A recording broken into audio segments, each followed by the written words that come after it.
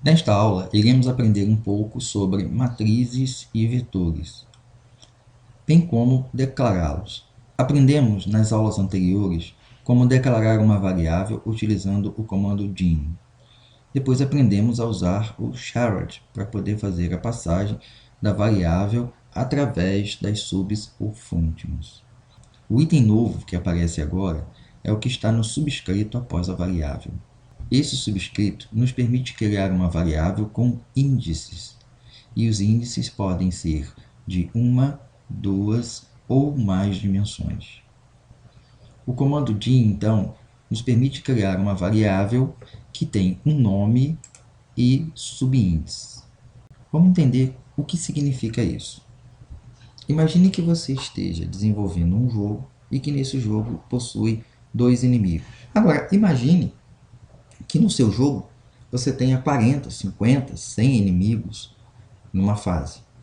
Sabemos que isso é possível. Nesse caso, ficaria muito complicado, porque eu ia ter que dimensionar 50, 40, 50, 100 vezes, inimigo 1, 2, 3, por nomes. É aí que entra a parte de vetores e matrizes, pois a matriz ela tem um nome, e você pode guardar valores a partir dos índices dessa matriz. Então, isso é feito pelo comando dim e através do uso do subscrito, que foi descrito acima. Essa é uma matriz 2 por 2, porque ela tem duas colunas e duas linhas. Como consequência, como é que eu vou fazer referência aos elementos dessa matriz? Utilizamos o nome da matriz, A, e os subíndices, que se referem à linha e à coluna. Então, por exemplo, o A11, que é o valor contido na linha 1, coluna 1, é o 1.2. O A12, que é o valor contido na linha 1, coluna 2, é o número 3.4. O A21, linha 2, coluna 1, é o número 2. E o A22, linha 2, coluna 2, é o 6.5. Observe que fica bem mais fácil porque você usa a mesma letra com índices diferentes. Agora ficou fácil. Basta dimensionarmos a matriz, declararmos a matriz no início do nosso programa com o tamanho que você quer. Então vamos fazer isso. Eu vou declarar uma matriz do tipo A 2 por 2. Então eu vou fazer assim, dim A as single, ou seja, a matriz A vai receber todos os valores internos nos subíndices do tipo single. Mas você deve estar se perguntando, a matriz não tem 2 por 2? Por que dimensionamos ela como 1 por 1? O QBasic sempre começa a contagem a partir do zero. Na matemática, quando estudamos matrizes, geralmente começamos a contar os subíndices a partir do 1, como fizemos aqui embaixo. 1, 1, 2. 2, 1, 2, 2. Mas no QBasic começamos do zero. Então aqui seria 0, 0, 0, 1.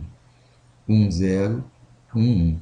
Então ficaria assim. Vamos atribuir os valores aos elementos dessa matriz. Então, o elemento A, na variável A00, eu vou colocar o 1.2.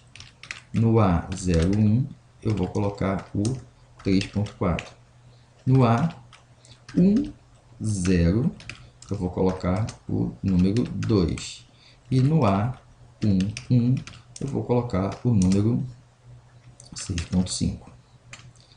Lembre-se, a contagem dos índices da matriz no QBasic começa sempre do zero. Então, vamos recapitular. O termo novo presente na sintaxe é o subscript. Esse termo é usado quando desejamos trabalhar com matrizes ou vetores. O subscrito de uma variável indexada, ou seja, que possui índice, pode ser representado da seguinte maneira. Eu tenho a variável, o shared, se você quiser fazer a passagem desta variável para dentro de functions ou sub, o nome da variável, que você vai escolher, no caso aqui eu escolhi, por exemplo, o nome A para a variável, e o subscrito, que é opcional. Tudo que está entre conceitos é opcional. E aí você define o tipo de variável, que são os tipos conhecidos: integer, long, double, string, e por aí vai embora. Como é que eu dimensiono a variável colocando entre parênteses? Você sempre coloca o maior índice e o maior índice. E a reticências indica que eu posso ter mais de uma dimensão. Essa variável aqui, por exemplo, ela tem duas dimensões, porque ela tem linhas e colunas. O QB permite que você dimensione variáveis com mais de duas dimensões, 3, 4, 5. Só que, com certeza, você não vai precisar dimensionar variáveis com mais de duas dimensões na maioria das vezes. Para você criar seus jogos ou seus programas, uma ou duas dimensões já é o suficiente. Note que dentro da primeira parte, do primeiro número, você tem entre colchetes aqui, o termo menor e to. Esse menor significa que você pode atribuir um valor mais baixo para começar a contagem do subíndice. Exemplo, vamos supor que eu queria começar a contagem do 1 e não do 0. Se você omitir, o QBasic começa a contar do 0. Mas você pode contar do 1, se você quiser, desde que você faça assim, ó. 1, 2, 2. Ou seja, você começa a contar do 1 e vai até o 2. E aqui, 1, 2, 2. Pronto. Agora sim. Só que se você mudou em cima, você tem que mudar embaixo.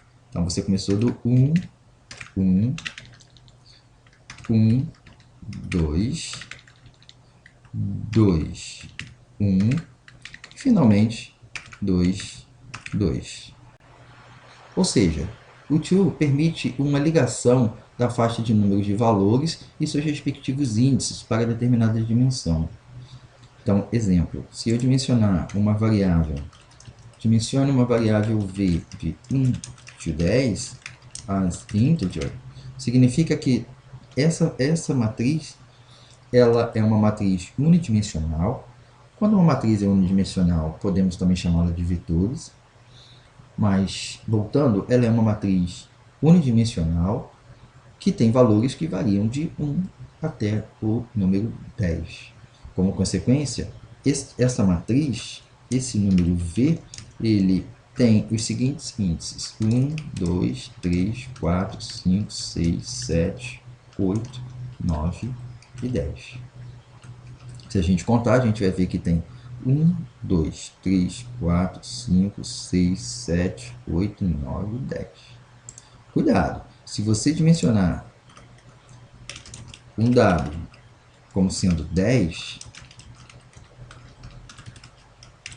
como eu não usei o to, a variável w começa do zero.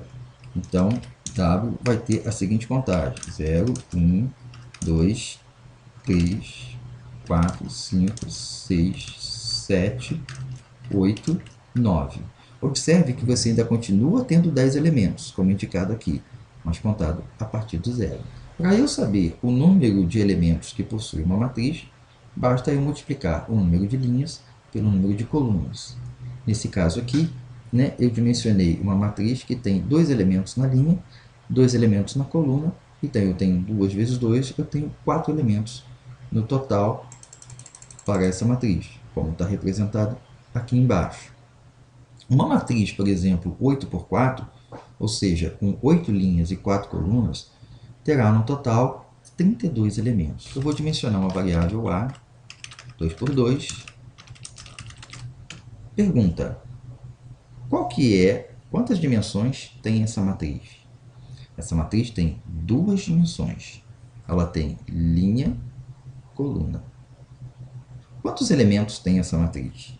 Como eu não usei o to, então ela começa do zero. Então ela tem o 0, o 1 e o 2 para a linha, e ela tem o 0, o 1 e o 2 para a coluna. Então essa matriz é uma matriz do tipo 3 por 3. Pergunta: quantos elementos tem essa matriz? Se ela tem 3 elementos na linha, 3 elementos na coluna, significa que eu posso colocar no total 3 vezes 3, ou seja, eu posso armazenar 9 números. Vamos armazenar esses números na matriz utilizando dois laços for. Então, for i igual a 0 to 2. Nest desse for. For j igual a 0 to 2. Nest desse for. O que eu vou fazer agora é assumir o ij e ele vai receber valores, né? Então, eu vou colocar aqui para ele receber valores rnd2 mais 1. Vamos fazer o seguinte. Vamos mudar aqui de single para integer. Vai ficar melhor, para assumir valores inteiros. E eu quero aqui valores inteiros que variam de 1 a 2. Pronto. E eu vou fazer o seguinte. Eu vou pedir para imprimir esses números. Print A. Olha o que eu vou fazer. Eu vou abrir aqui o parênteses e A assim. Fecho aqui, ponto e vírgula para concatenar. Mostro o I. Mostro a vírgula. Concateno o J. E mostro o fechamento do parênteses com o igual. E aí, finalmente, eu vou exibir o A e vírgula J. Ok, vamos rodar esse programa e ver o que acontece. Note que o laço for ele vai varrer todas as possibilidades dentro da matriz, variando de 0 até 2. Então, 3 elementos, 0, 1, 2, tanto na linha como na coluna.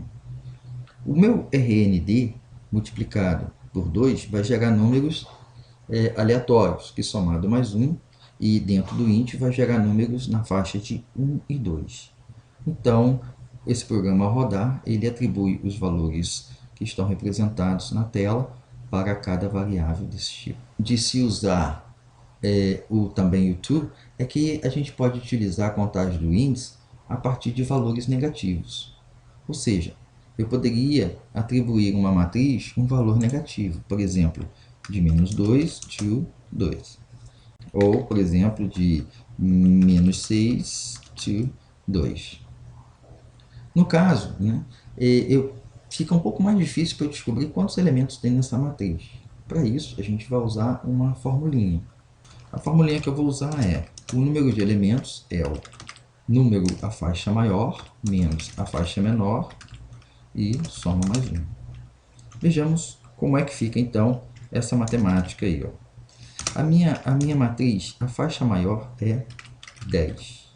A faixa menor é 5. Então, menos 5. E isso, mais 1. Então, como é que vai ficar o número de elementos que possui essa matriz? 10 menos 5 vai dar 10 mais 5, que vai dar 15. 15 mais 1, 16. Então, eu tenho, para essa matriz, 16 elementos. Como ela é unidimensional, morreu aí. Vamos supor que ela seja uma matriz bidimensional. E ela começa do menos 2 para 7. Então, eu tenho que descobrir quantos elementos eu tenho na coluna. Então, mesma coisa, mesma equação. N vai ser igual ao maior, que é 7, menos o menor, que é menos 2. E somado mais 1. Quanto vai ficar? N vai ficar 7 menos 2 vai dar 7 mais 2, vai dar 9. Mais 1 vai dar 10.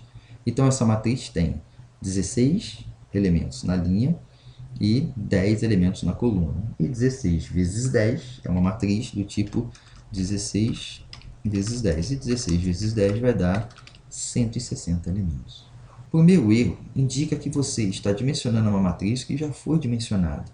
Por exemplo, eu dimensionei a matriz V bidimensional. Aí, de repente, eu esqueço que eu dimensionei ela, aí eu vou lá e dimensiono uma outra matriz.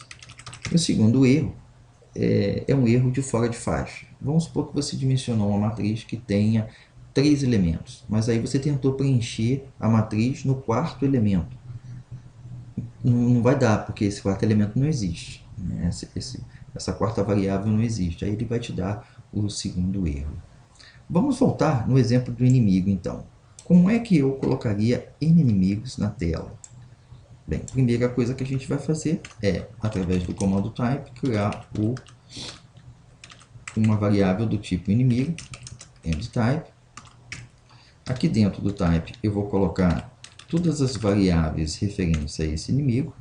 Tá? Por exemplo, eu posso botar aqui a posição do inimigo em x, em y, posso colocar a rapidez do inimigo em x, posso colocar a rapidez do inimigo em y, e por aí vai embora.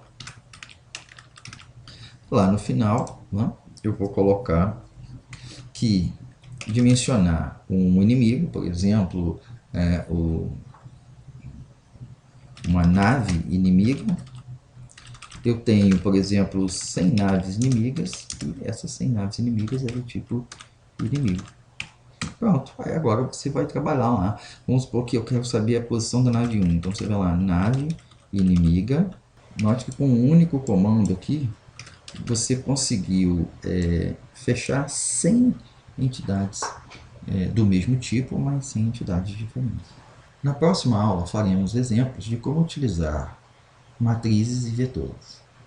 Bons estudos!